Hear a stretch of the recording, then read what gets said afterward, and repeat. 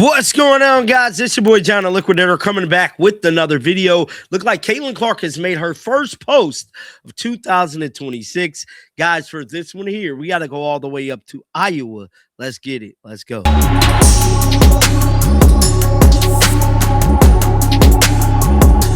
Caitlyn Clark looked like she's starting the new year off right, man. She's giving us a little bit of content. She's showing a little interest with online posting, at least talking about referees. We know Caitlyn Clark is not a big fan of WNBA referees, NCAA referees. And yeah, she let it be known on January the 1st with her first tweet of the year.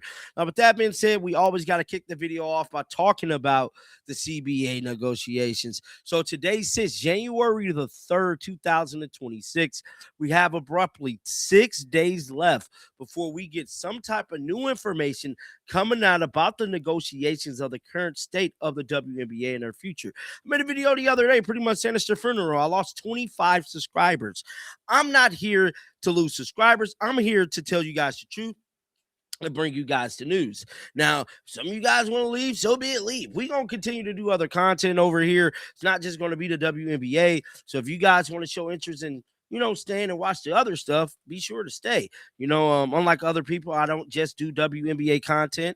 But it is what it is, man. Let's jump right into this next story.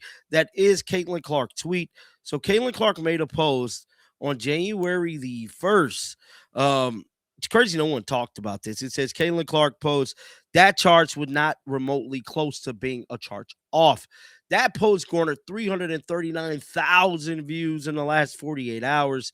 It has 127 comments. Some fans went on to say, Caitlyn versus referees 2026 round one. I take it for your continuing war with refs wasn't one of your New Year's resolutions, LOL. But yep, you are right, though. Happy New Year's. Agree. Glad to know you're watching your Hawks. It goes on to say, get them, Caitlyn. Then it say, tell them, Kate, agree. So Caitlyn Clark is definitely watching the Iowa Hawkeyes. It says, absolutely agree. The defender was still moving when contact was initiated. Textbook blocking foul. Stream low defense. Another day, another clown show for the officials. Yes, now the WNBA referees has had their share of highlight moments, I should say, in the last couple years. Caitlyn Clark has definitely been vocal, but she's been extremely vocal when it comes to college. We've seen her crash out on a lot of NCAA referees, and it looked like even though she's in the WNBA, she's not stopping that. Now, moving on to another story, we have to talk about the current situation with the Indiana Fever, man. The Indiana Fever is killing it on social media. They're the most followed team in all of the WNBA. Hell, they might have more followers than WNBA itself. Now, simply because of Caitlyn Clark.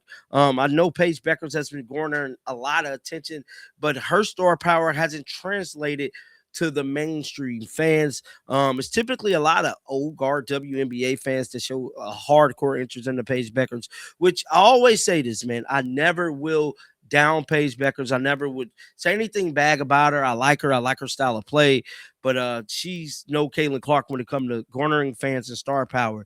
And hopefully, man, we could see a 2026 season. I know these negotiations has been grueling, at least for me to cover. A lot of people just seem very uninterested in it. They have no faith in the players or the owners. I've been reading a lot of you guys' comments, and to be quite frankly, they have not been positive. They have not been good comments at all. And I guess we just got to take it one day at a time. But with that being said, let's pull up this information about Caitlyn Clark and the Indiana Fever taking over Instagram. Media, it really should. Somebody said the Indiana Fever is so blessed to have Caitlyn Clark. I don't know what this is. It says January 1st, Instagram 2026.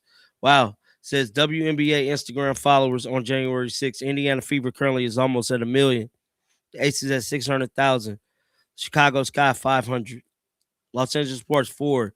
The New York Liberty 4. Now, New York Liberty is one of the highest grossing franchise. Dallas Wings only at 300,000. They got Paige Beckers. Golden State Valkyries, which I thought they'll have way more. They had 280. Atlanta Dream 277. Minnesota Lynx 250. Seattle Storm 250. Phoenix Mercury 240. Washington Mystics 180.